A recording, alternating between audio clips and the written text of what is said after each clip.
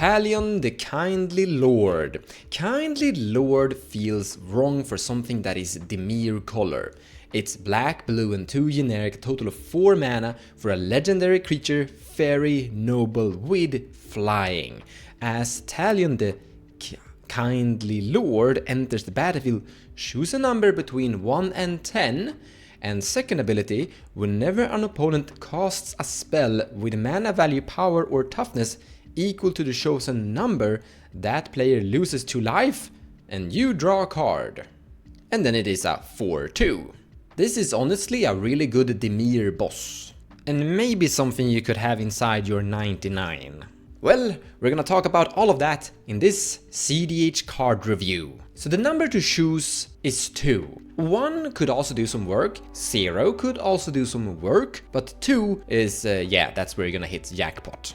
There's a lot of different mana rocks on CMC2. Underworld Breach has a mana cost of 2, Phasa's Oracle, Demonic Tutor, Sylvan Library, Collector Roof, and the list goes on. Most counter spells are on CMC1 that we play inside this format, so I absolutely think that there's a world where you could put 1 on it as well, but I think you have more targets on 2. This means that this commander is gonna work something similar to a Rhystic Studies style. You're sitting there with your commander in play and drawing cards whenever your opponent are creating a trigger for it. In general, triggered value engines are usually really good. For example, a card like Dark Confidant has rotated out a little bit in power level because cEDH don't contain that many turns anymore. If you get Dark Confidant into play turn 1, great. Turn 2, okay. But if you get it into play turn 1 and the game ends on somewhere around turn 3, maybe you only gained 1 or 2 triggers from the Dark Confidant. This card could generate a lot more triggers during lower amount of turns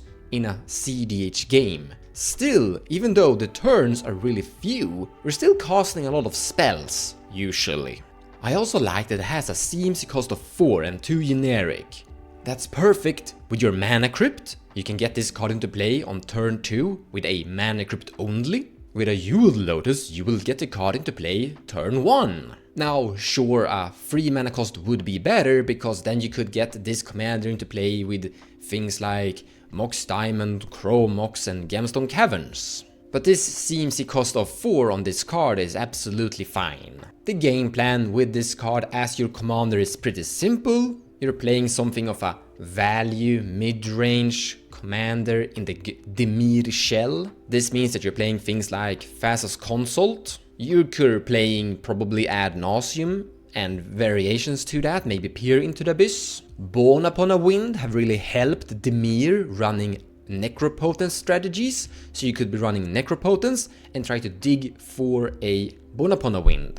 Also, with a Praetor's Grasp, you can go into one of your opponent's decks and take an Underworld Breach, even though you're not on the colors for an Underworld Breach. Dimir is the perfect color, or in the perfect colors, for various combos that are great inside this format. So you have a turbo combo game plan going for you, something directly to go towards, but when you aren't really getting towards that, you still have the value potential from this commander. Now what about having this inside 99? Now, I'm a little bit torn about that. Sure, you could, but the CMC4 is actually quite expensive. We have better value engines on a lower CMC cost, so I don't know exactly what this is like going to replace. For example, Rhystic Study. CMC mana cost 3, a lot better than this card. It could find its way into some form of Tymna Kraum mid-range deck of sorts. Sisay could probably add it to the collection, depending on what form of Sisay build you're playing. In general, if you're looking for a value engine that is a little bit expensive, preferably a creature with flying, then yeah, this card would suit your fit inside your 99, but honestly, I think you have better options in general as a value engine card. And the format is quite focused on being very turbo towards a combo win, so I don't really see a mid-range focused game plan with value engines inside the 99 to be that optimal. It's better to currently have the value engines inside the command zone. and a few really great value engines inside the 99, but you don't need that many. So once again, I don't really know exactly what this card is going to compete against when you're looking about what cards you should include inside your commander deck.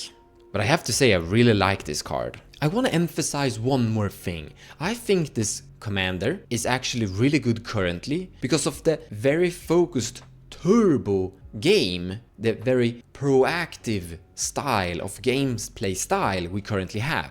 If cEDH is a little bit more mid-range, if we're going for longer games, then this would probably fall off in power level, because when the games in cEDH are slower, you broaden out more variations in the number here. As it currently is, you're gonna hit a lot of cards with this on the choice of number 2. But mid-range games like stacks games, stacks pods could have a lot of different variations like 4, 5, 3, 6, 1, 0, 4, 5, 2, a very broad variation. But in a mirror matchup, in a more turbo-focused, if everyone is playing Fast as Breach, consult Dimir strategies with docksides, lots of ancient tombs into arcane signets, then this would be great. I hope you enjoyed this little card review, and thank you so much for watching. I hope you learned something new and that you got inspired in any form of way. Thank you so much for watching, and I'll see you guys in the next video.